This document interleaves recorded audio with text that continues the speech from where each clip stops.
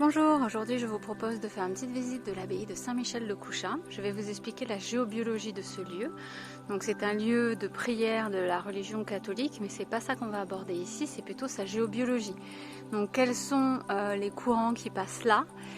Il faut savoir que c'est des courants très importants qui ont été recensés et cartographiés par Jan Lipnik. Donc c'est le plan sur lequel je vais me baser pour vous expliquer un peu tout ce qui s'y passe. Nous voici donc dans la crypte de l'abbaye de Saint-Michel-de-Couchas avec deux chapelles latérales. Il n'y a vraiment pas beaucoup de luminosité. Et donc c'est ici que se situe le vortex. Donc l'un des deux vortex, on verra l'autre tout à l'heure. Donc c'est ici que commence le chemin. Ce qui est assez fou quand on y pense, c'est que le pilier qu'il y a en face de moi, exactement dans l'alignement d'un réseau de niveau 4, 4+, et le réseau fait exactement la largeur de ce pilier. Donc rien n'a vraiment été laissé au hasard. Soyons clairs, le hasard n'est pas.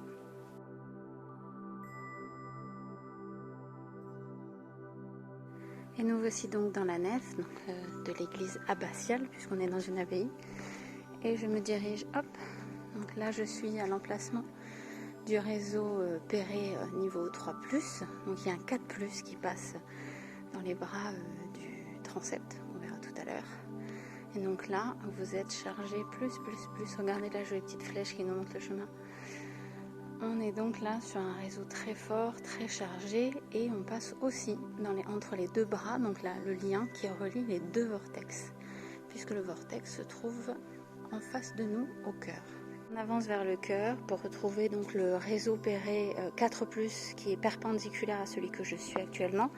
D'ailleurs, regardez, l'être humain est trop fort. Ces petites flèches qui nous disent, regardez, arrive à notre réseau. Donc, au niveau de cette première marche, en fait, et le réseau 4+, ça fait à peu près d'ailleurs la largeur de cette marche, qui passe donc dans les murs de cette direction-là à celle-ci. Et donc là, je me trouve au croisement exact d'un emplacement très très fort d'un point de vue énergétique, puisque je suis sur un réseau Perret 3+ dans un sens et 4+ dans l'autre. Autant vous dire que ça pulse.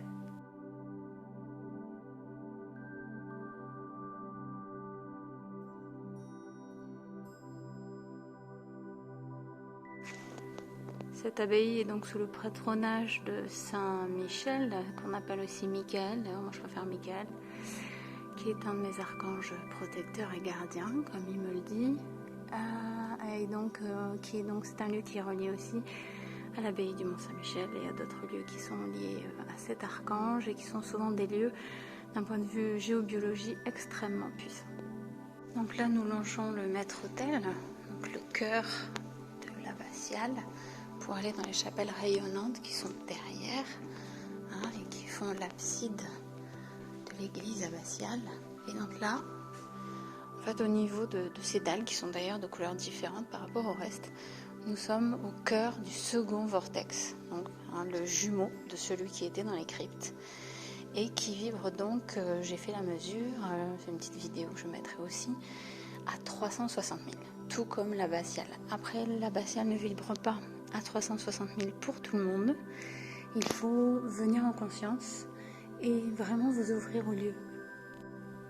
Après une vérification à la baguette au clair ressenti, c'est vraiment là le point. Donc là, on est sur le niveau Perret, donc or, 3+, donc très important, qui traverse donc toute est-ouest, toute l'église abbatiale, et qui passe donc sous mes pieds. Et là, c'est aussi le centre du vortex. Ce qui me fait rire, c'est que, je ne sais pas si vous voyez la différence, il y a comme un arc de cercle qui est marqué à même le sol, et qui délimite plus ou moins la spirale principale intérieure, on va dire, du vortex. Et vous avez une deuxième arc de cercle qui commence au niveau du pied, là, en bois, et qui forme un deuxième arc de cercle qui fait un peu le deuxième cercle de la spirale.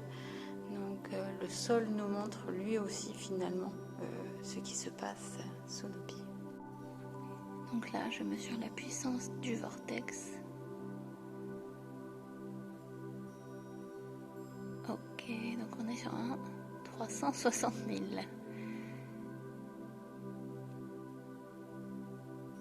Je vérifie, hop.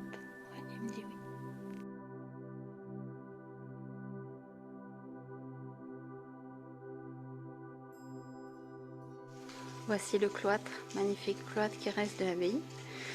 Et vous voyez la petite fontaine qu'il y a au centre se trouve exactement à l'emplacement d'une cheminée cosmotellurique.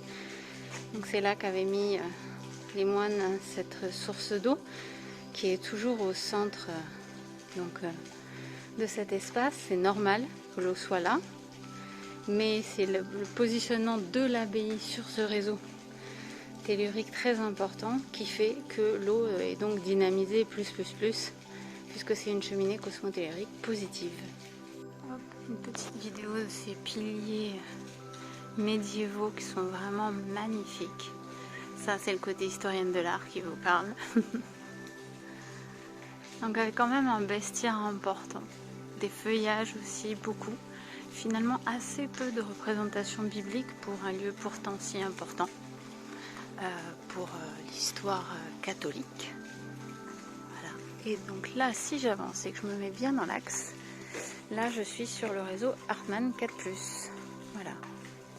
Qui fait la largeur, un petit peu moins que la largeur justement de la travée qui permet d'accéder. Donc c'est ça qui est drôle entre guillemets, c'est que c'est des humains qui l'ont créé.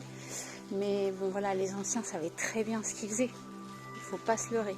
La largeur des travées fait exactement les 4 points d'entrée. Donc là-bas, en face et sur le côté, font exactement l'emplacement de ce croisement du réseau Hartmann. Et le bestiaire des chapiteaux. Et vous la voyez, la petite glande pinéale là? Hop, comme par hasard. Une petite glande pinéale entre les deux animaux, ici aussi, et de l'autre côté.